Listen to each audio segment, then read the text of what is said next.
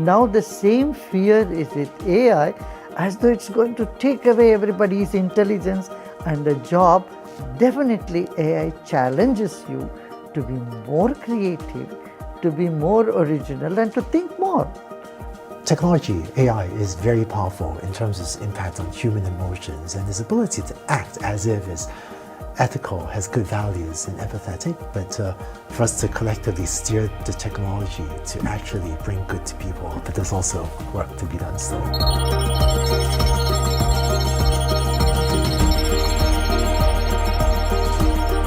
It's incredible to have both of you with us today. We gather here in the spirit of the art of living to explore how humanity can move forward in harmony, integrating deep inner peace with external technological progress. Gurudev, your teachings have always emphasized inner peace, human values, and interconnectedness. How can these ancient wisdom traditions guide us in integrating advanced technologies like AI into society so that they support rather than diminish our humanity?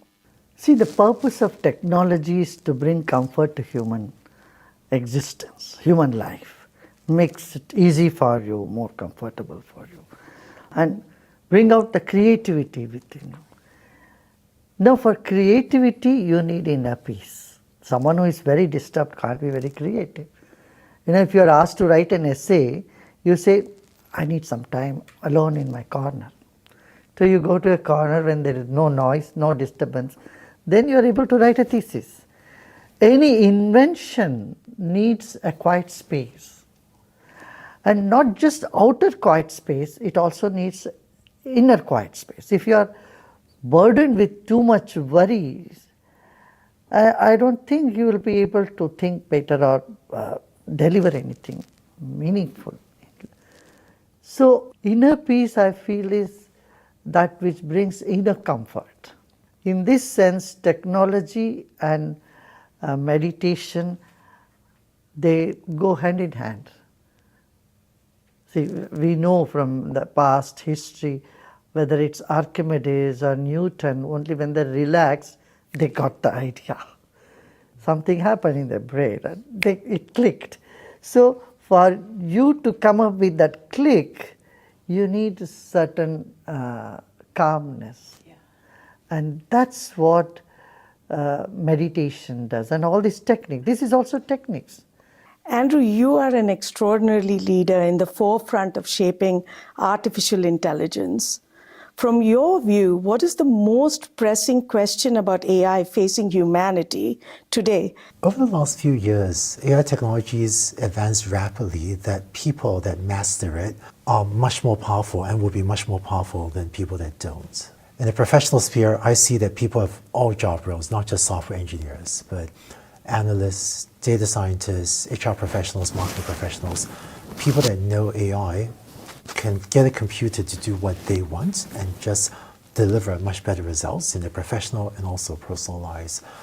I think one of the biggest challenges that we face now is how do we empower everyone to build with AI, because it is creating tremendous productivity, tremendous wealth, but unless someone masters this technology, they risk being replaced, not by AI, but by someone else that uses AI.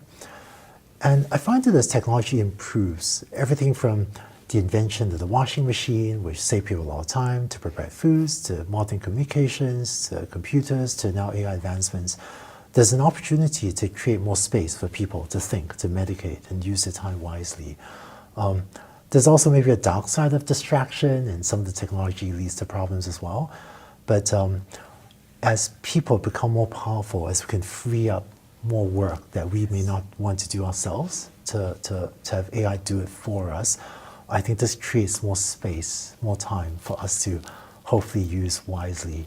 And I do appreciate just some things, even though technology changes, there's some things about human nature that are timeless, which is why I think sometimes drawing on ancient wisdom, because there's certain natures of humanity, our desire for achievement, our desire to help others, our desire, I hope, for peace, are timeless. And so drawing on those to figure out how to navigate the AI era do you think that AI, technology, dating apps, any of this can truly embody qualities, human qualities like empathy, intuition, or are these the unique human differences that we will always have? Maybe I'll answer this from a dry scientific point of view before taking a more humanistic answer. So it turns out that there are grand questions like consciousness, sentience, and empathy that are important, I want to say philosophical questions rather than scientific questions, because as far as I know, there is no test for consciousness. In fact, philosophers are not even sure if other people are conscious. I may not be conscious, but maybe it's polite for y'all to pretend I am, and I think I'm conscious, but you don't know if anyone else is actually conscious. So because there's no scientific test for consciousness or sentience or even empathy, how do I know if someone is really empathetic or they're just acting like they're empathetic? I think these are not scientific questions, but rather really important philosophical questions. That's a dry scientist answer. On the flip side of it, computers can certainly act as if they have empathy. If I put on a philosopher's hat, I'm not a good philosopher. I don't think computers are conscious, but that's a personal view, not a scientific view. But we can certainly get them to act as if they have empathy, and this could be used both for good, to give people comfort, or for evil. I think there's a lot of potential for digital manipulation that worries me as well. So technology, AI, is very powerful in terms of its impact on human emotions and its ability to act as if it's ethical, has good values, and empathetic, but for us to collectively steer the technology to actually bring good to people, that I'm confident we'll get there, but there's also work to be done still. Technology, I feel that what you feed in, that's what it will reflect. You feed in empathy and compassion, it's going to reflect back to you. But now, apart from this, there is an intuitive ability in human beings that the real consciousness can exhibit. For that, there is a whole science of consciousness. And today, luckily, the scientists are acknowledging that there is consciousness in everything. Even a stone has a consciousness, even every object has consciousness. So consciousness is not just limited to human existence, but the entire universe is just floating in an ocean of consciousness. To say that, that conscious energy. This is so interesting that science is recognizing the old principle that everything is consciousness. It's very interesting in that sense, yeah. Yeah, I feel I'm just a scientist and engineer. I'm very happy to follow the philosopher's lead on this one. Yeah, have you read about that? Recently, scientists have said the chair and every object has consciousness. Yeah. This is a physicist who have come up with this. Yeah, I didn't know that one, but I have no problem, following a philosopher's view on that. Philosophy, yeah. A MIT Media Lab study made headlines recently. It found that students who used ChatGPT to help write essays had much lower cognitive engagement. Their brain activity was weaker compared to students writing without AI. Some worry this means AI could make us lazy or even dumber. When I was in school, first time we got calculators in India. When the calculators came, all our mathematics teachers were very upset. They said, the next people or students will not be able to memorize the multiplication table and all that. They're going to be very dumb. Everything is going to be very dull. But that didn't happen. Calculator made things much easier. And then came the computers. Again, there was this old school of people who thought this technology is going to really hamper human evolution and human potential. That didn't happen. Now the same fear is with AI, as though it's going to take away everybody's intelligence and the job. I don't think so. I don't think. Definitely AI challenges you to be more creative, to be more original, and to think more. Of course, With one class, I would say, too much use of anything is no good. Your vitamins are good for you, and if you keep consuming too many of them, and then that's going to harm you. Similarly, ChatGPT and all this you are using, it's okay to use it. It saves a lot of time. It saves a lot of effort. Anything overdone is not good. Gadgets are good, but if you are stuck to your phone all the time, it's going to definitely harm you. You need to balance it out. That's what do you say, Andrew? No, I'm with you. I think of a lot of the skills people do as maybe two categories when technology advances. One is the skills that are just completely obsolete and we don't need anyone to do those things anymore. And then there's skills that computers can help with but are not obsolete and we want people to learn it still. So for example, because of modern technology, I could barely remember how to use the Dewey Decimal System to look up a library book in an index card or something. So I think that skill, pretty much obsolete, is fine if children do not learn to look up books, the way that we had with index cards before modern computers. But there are other skills like addition, thinking clearly, writing, that computers can help with, that we still want to train up the human brain to. And maybe, I think also as an analogy of when we got cars, you could drive everywhere and ride a bicycle or whatever, and it opened the door to making people less fit. But I want my car to be able to go places. I don't really want to walk everywhere with my feet, even though if I drive and don't ever work out, I will be less fit. So I think it would be like that too. If we have these tools to help our minds, it's fantastic. I think we should embrace them. Parents should teach the kids how to embrace and use responsibly, but not to the detriment of also training up our minds to do the things that we still wanted to do, because the skill set of thinking, that's not obsolete. We got to get good at that, even though AI can also help some of the time. One of the biggest challenges I see is how can we empower everyone to build with AI? Because people that know that skill in the future will be much more powerful than people that don't. Would love to get your views on that.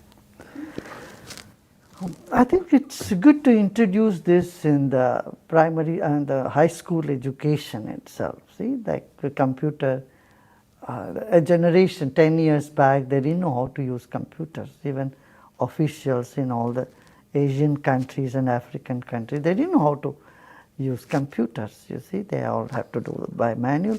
But today, slowly people have picked up.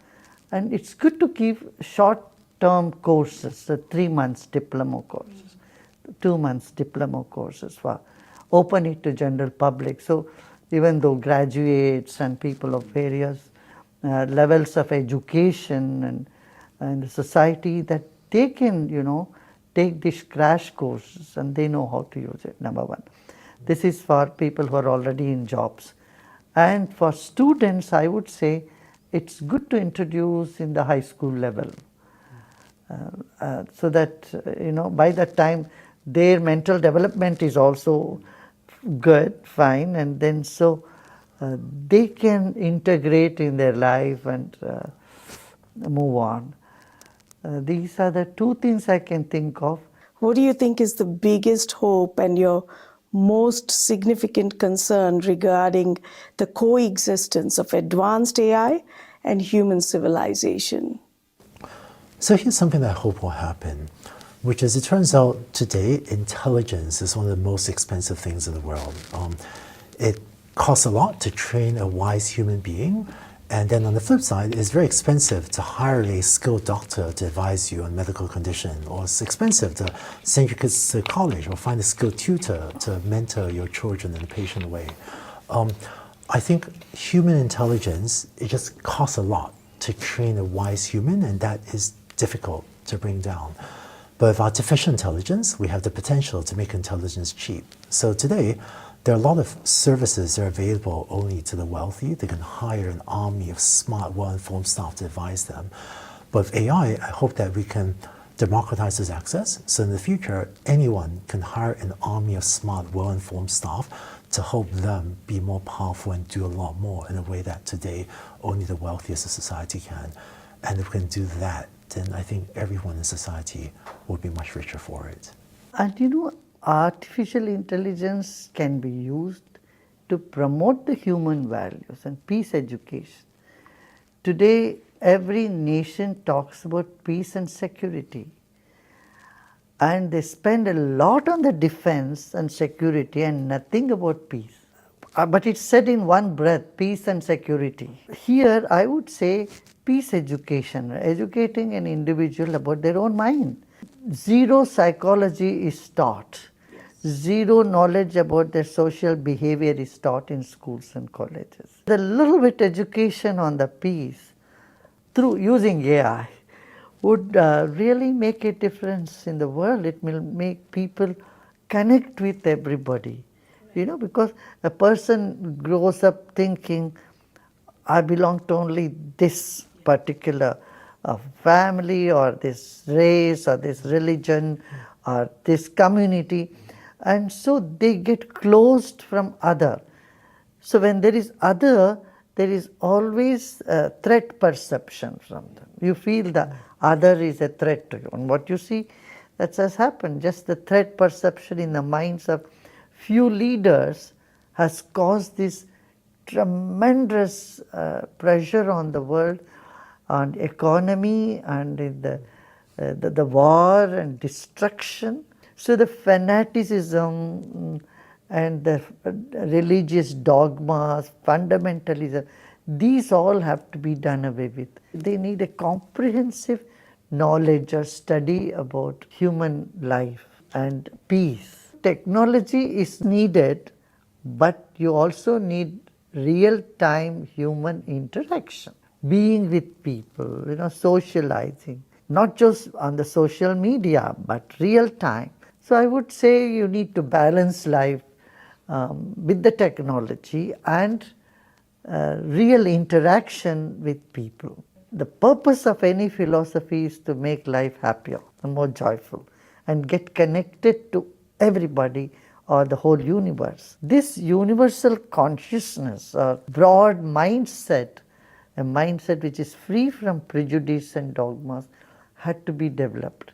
And I think AI would be an excellent tool to bring this wisdom to people, to make them understand they are part of humanity. They are part of one energy field in the world.